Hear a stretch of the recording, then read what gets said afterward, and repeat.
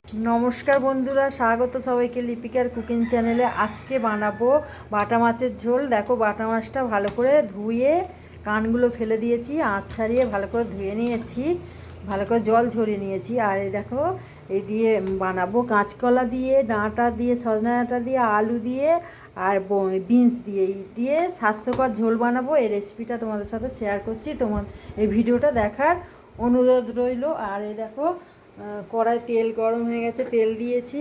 আর এই যে মাছটা নুন হলুদ দিয়ে মাখিয়ে নিচ্ছি, নুন হলুদ মাখিয়ে নিচ্ছি। এই যে নুন দিয়ে দিলাম, হলুদ দিয়ে দিলাম, ভেজে নিচ্ছি ভালো করে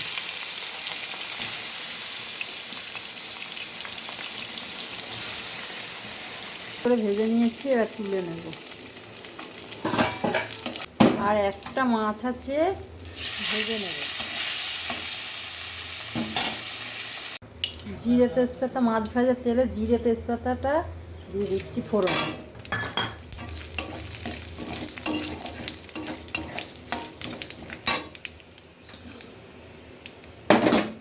এবার দিয়ে দিচ্ছি আলু।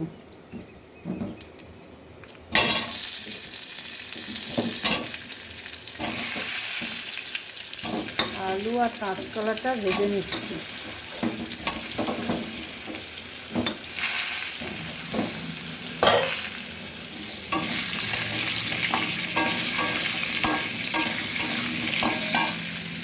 টমেটো কাঁচা লঙ্কাটা দিয়ে দিলাম।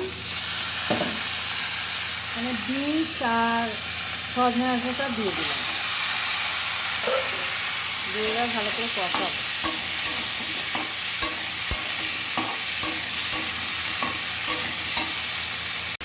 সামান্য একটু জিরে, ধনে, লঙ্কা, কাঁচা লঙ্কা ভাতা, আর দিয়ে দিলাম নুন, স্বাদ মতো নুন।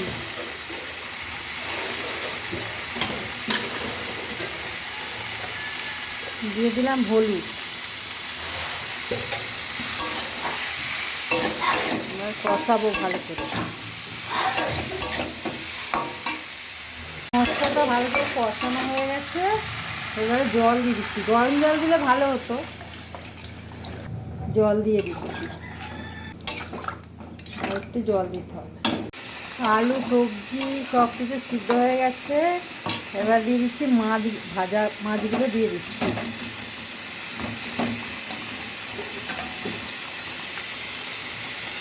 ভাজা মাছ দিয়ে দিলাম। আর দেখো, ভেজে গুঁড়ো করে রেখেছিলাম ধনে, জিরে, ভাজা মশলা দিয়ে দিলাম।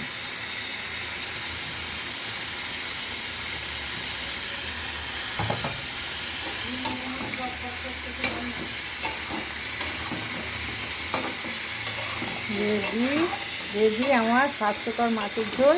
আমার এই রেসিপিটা যদি ভালো লাগে তোমরা সাবস্ক্রাইব করে নেবে, লাইক কমেন্ট শেয়ার করে পাশে থাকবে। আবার দেখা হচ্ছে আর একটা নতুন রেসিপির সাথে। টাটা, সবাই সুস্থ থাকবে, ভালো থাকবে।